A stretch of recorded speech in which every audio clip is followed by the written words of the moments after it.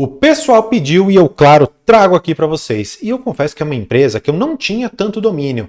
E, na verdade, o meu estudo ainda é um pouco inicial. Mas eu percebi muitas coisas aqui que podem eleger a Ferbasa a uma boa pagadora de dividendos.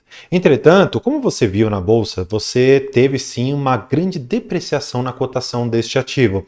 E apesar de algum dividendo, ainda assim você não está vendo bom retorno. Eu vou te mostrar algumas das causas pelas quais você viu essa queda toda e também vou te trazer aqui um pouco do que a empresa está planejando para tentar mais ou menos contornar isso e trazer números ainda maiores, tá bom? Então vamos começar aqui, só para colocar todo mundo no mesmo par, porque eu sei que não é uma empresa que todos conhecem.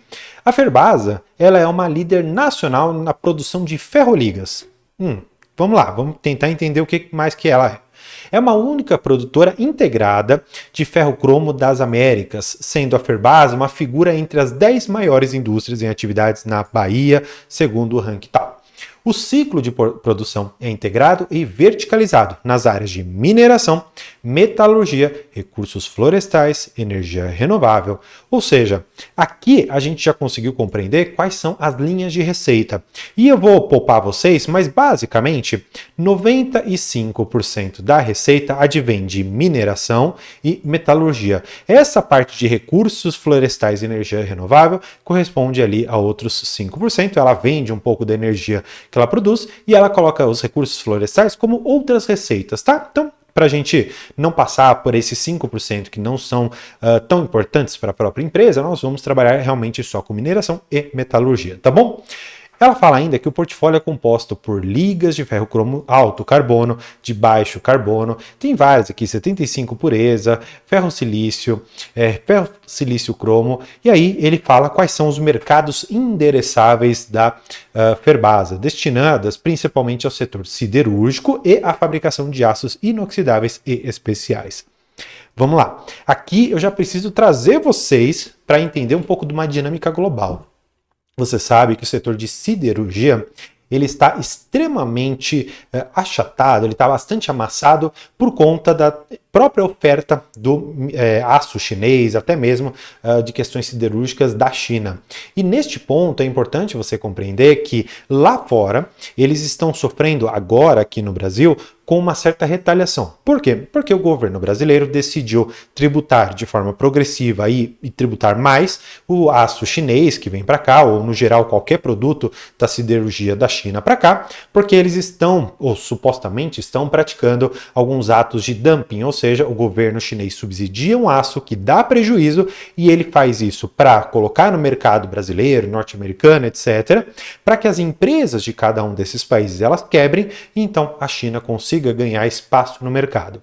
Para que a gente consiga barrar, o próprio governo brasileiro fez essa tributação progressiva para que a gente, claro, não barre além do que é necessário para o nosso consumo, mas também para não impactar fortemente a nossa indústria nacional. E neste ponto, todo aqui o release de resultados, a Ferbasa comentou ali da demanda chinesa, da produção, etc. E ela ainda enxerga que existe potencial de ela crescer no mercado brasileiro. Tanto é que nós vamos ver ainda, mas houve uma mudança significativa do mercado endereçável. Antes, uma boa parte era para o mercado externo. Agora, isso mudou, ficando muito mais no mercado interno e a gente precisa, claro, compreender a dinâmica desta mudança, tá bom? Vamos lá. Ele fala aqui embaixo, né, como eu te falei, do mercado endereçável, que é o mercado nacional, e países como China, Japão, Estados Unidos e União Europeia, tá bom? A última coisa que eu quero falar para vocês é que a Ferbasa ela conta com 2 unidades de extração do minério cromo. Não é algo tão comum para a gente ver, né? Normalmente você ouve muito minério de ferro e aqui o caso é o cromo. É tanto uma mina subterrânea e outra aqui em céu aberto. Tem algumas minas de quartzo e uma planta voltada à produção de cal virgem, localizada aqui no centro norte e nordeste do estado da Bahia, tá bom? Ou seja, você já conseguiu compreender de forma bastante clara o que a empresa faz e qual setor ela está inserida. crescida, tá bom? Bem, e agora a gente precisa então falar sobre os resultados, né? E nesse ponto eu trouxe aqui para vocês alguns dados que são fundamentais para que depois, entendendo isso daqui, eu consiga levar vocês lá para os números para a gente compreender o que é que aconteceu. Porque se você não entender esta parte, depois, na hora de você ver os números, vai ficar uma coisa meio jogada, meio sem sentido. Então, é importante você entender isso aqui. Vamos lá. Dados de produção. Basicamente, o ferro ligo, o ferro cromo, que é o que a empresa tem de mais forte, tá? Ela falou que houve um crescimento de 12% nas ligas de silício e uma redução, tá bom? Na parte aqui de cromo.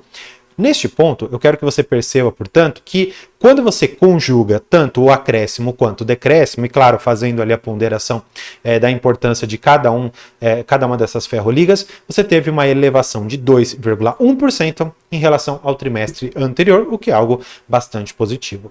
No volume de vendas, eles tiveram uma alta de 26,5% para o mercado interno. Entretanto, eles tiveram uma redução de 8,6% para o mercado externo, que é aquilo que eu falei para vocês, que você teve um aumento muito grande aqui na parte do mercado interno, mercado brasileiro, e um decréscimo no mercado internacional, o que pode começar a dar um pouco de cheiro, onde parece, pelo menos para a Ferbasa, que estão as melhores oportunidades de negócio e, claro, de lucro para nós, tá bom? Olhando aqui para a receita líquida, a gente precisa entender o que trouxe essa receita de quase aqui seus 600 milhões de reais, um acréscimo, na verdade, um aumento de 14,5% comparado com o trimestre anterior. E ele explica isso pra gente.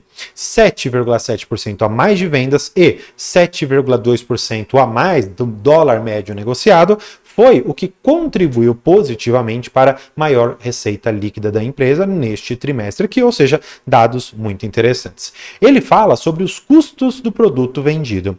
E aqui eu já queria trazer uma sacada que eu nem sei se todo mundo tem essa compreensão. Se você tem, por exemplo, um volume de vendas de 100 toneladas, exemplo, tá bom? E você tem, por exemplo, um custo para essa quantidade de toneladas de 50 milhões de reais. Maravilha. Você concorda comigo que se eu produzir 150 toneladas de um determinado produto, a minha despesa ela também deve subir? Porque as despesas elas são com produtos vendidos. O que normalmente está englobado aqui dentro?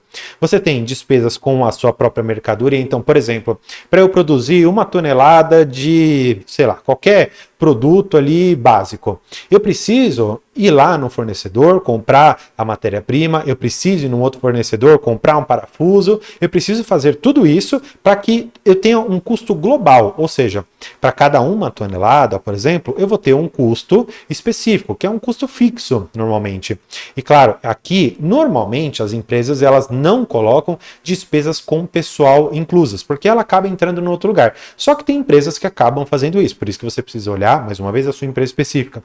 Portanto, o que eu quero te dizer, já antecipadamente, o que eu vou te mostrar, é que você não deve olhar exclusivamente para um aumento ou uma redução nos custos do produto vendido, sem você fazer essa correspondência se houve um aumento no volume. Porque se eu produzir mais, é normal que o custo acabe também aumentando. Então você sempre precisa fazer essa ponderação, claro, olhando e dissecando que tipo de custo aumentou. Então, por exemplo, aumentou minha produção, só que o cara que faz o parafuso colocou 30% a mais de margem no produto dele. Então, será que esse custo eu poderia mudar para um outro fornecedor ou coisa assim? Isso, claro, depende da análise de cada uma das empresas, mas é uma sacada que eu acho que poucas pessoas falam aqui no YouTube e é fundamental para você ter uma análise fundamentalista correta e aprofundada, tá bom? Então, neste ponto aqui, eles mostram que o custo do produto vendido aumentou muito por conta, e eles explicam, principalmente pelo avanço de 7,7% no volume de vendas e 8,8% no custo de energia consumida, porque especialmente no ferro, na parte de cromo, você demanda muito mais energia do que nas ligas de silício, tá? E a própria empresa fala isso aqui pra gente, tá bom? Seguindo aqui um pouco, né, eu quero falar agora de uma parte que eu sei que todos gostam, né, que é a parte do lucro, e a empresa, sim, ela deu um lucro bastante razoável, na ordem de 103,6 milhões de reais, com uma margem líquida de 17,3%. Ou seja, de toda a receita líquida da empresa, 17% se torna realmente lucro para ela. Entretanto, eu quero que você perceba que quando você compara períodos maiores, 9 meses contra 9 meses, ou daqui a pouquinho 12 meses contra 12 meses, você pode perceber que houve uma redução de 38,5% na sua lucratividade. Portanto, não é simplesmente porque a empresa lucra que ela está bem. Nem sempre você pode perceber que quando a empresa mostra que ela teve 100 milhões de lucro, a bolsa dispara, porque muitas vezes a bolsa ela é colocada como uma expectativa e aquilo que realmente acontece. Se o mercado está esperando que a Ferbasa cresça muito e ela não consegue retornar para os acionistas esse lucro, consequentemente, você tem uma redução na cotação, porque a percepção de valor pelo mercado acaba ficando menor.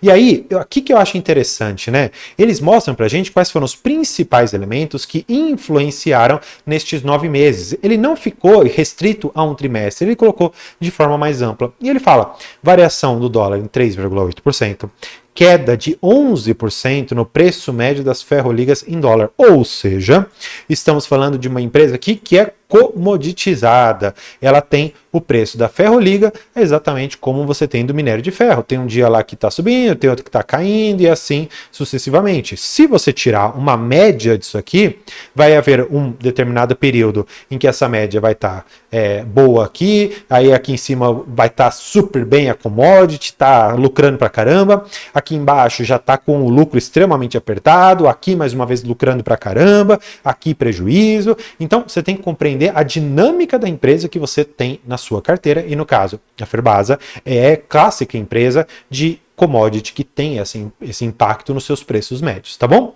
Além disso, olhando 9 meses contra 9 meses, uma redução de 6,2% nas vendas, queda de 10,1% nos custos dos produtos vendidos, mas claro, se você tem uma redução nas vendas, você tem uma queda também nos custos. É aquilo que eu expliquei para vocês. Se você tem, por exemplo, uma demanda que cada vez sobe, muito provavelmente os seus custos também vão subir. Só que você concorda comigo que produzindo mais e você tendo mais custos, consequentemente o seu lucro também vai ser maior?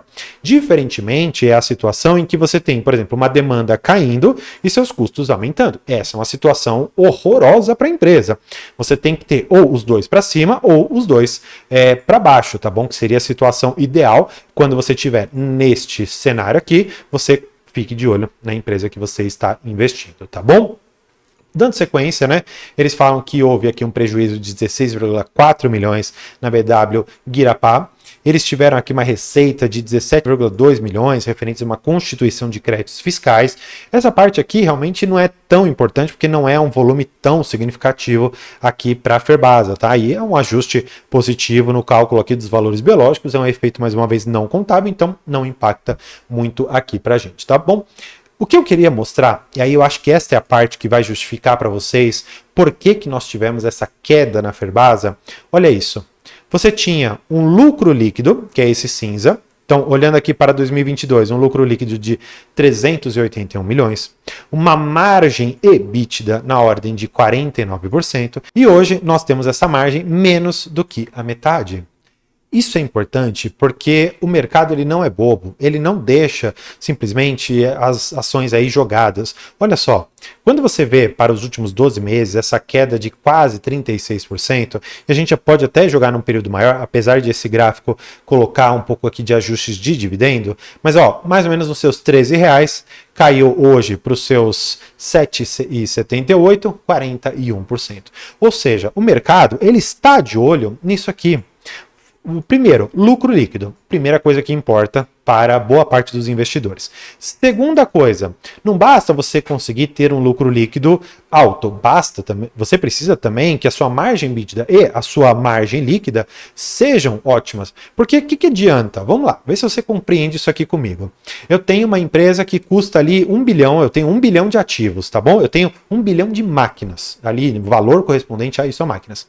E eu tenho, por exemplo, uma lucratividade de 100 milhões, tá bom? Eu tenho, portanto, uma margem líquida, pelo menos em relação aos meus ativos, tá bom? Meu retorno em cima dos meus ativos, a gente pode até melhorar, vamos colocar como ROA, que é o retorno sobre os ativos, na ordem de 10%. Legal. você tem mais ou menos essa ideia. Só que, vamos supor que eu dobre o tamanho da minha empresa. Eu vou para, por exemplo, 2 bi de ativos, só que a minha lucratividade, por exemplo, vai para 110 milhões. Você concorda comigo que eu dobrei a quantidade de ativos na minha empresa e eu aumentei apenas em 10% o meu lucro? Neste caso, você pode concluir, aí todo mundo vai concluir isso comigo, que o retorno sobre os ativos, ele ficou realmente abaixo de 10%, que é o que a gente tinha antes. Ou seja, o investimento que foi feito não está trazendo retorno. Agora, eu não quero que você confunda a oscilação da commodity, que pode impactar a margem líquida, com o retorno sobre ativos, tá bom? São coisas diferentes, mas eu quero te mostrar de uma forma um pouco mais lúcida como interpretar esses dados, tá bom? Para que você não caia em algumas besteiras do mercado. E sabendo que se trata de uma empresa que é historicamente cíclica, olha só, lá em 2021 entregava 29% de margem EBITDA e depois foi lá para 49, 20 pontos, né? Aqui acima. Será que dos 21 ela não pode jogar lá para uns 40 de novo? É possível, e sabendo que se trata de uma empresa cíclica, você pode aproveitar esses momentos de maior queda no papel, tá bom? Falando aqui um pouco ainda de produção, porque aí entra aquela parte que eu expliquei para vocês do mercado interno, mercado externo, dólar e outras tantas coisas. Você vê, ó, ligas de cromo e ligas de silício. Você vê que houve, para pelo menos aqui de cromo, uma redução de 3,1% e do silício na ordem de 12,6% positivo, sendo que no conglomerado, né, no total, você tem um aumento de 2,1%. O que é interessante também, utilização da capacidade instalada. Eles estão utilizando mais quantidade da fábrica, eles estão exigindo mais das suas máquinas, uma ordem aqui de apenas 3 pontos percentuais, um pouquinho menos, mas ainda assim é bom, porque quanto mais as máquinas estiverem funcionando, melhor para nós. Eles falam ainda do dólar médio, que foi algo positivo. E, finalmente, a gente pode enxergar aqui alguns comparativos para que a gente consiga olhar mais ou menos para onde a empresa está caminhando. Primeira coisa, receita líquida. 9 meses contra 9 meses caindo.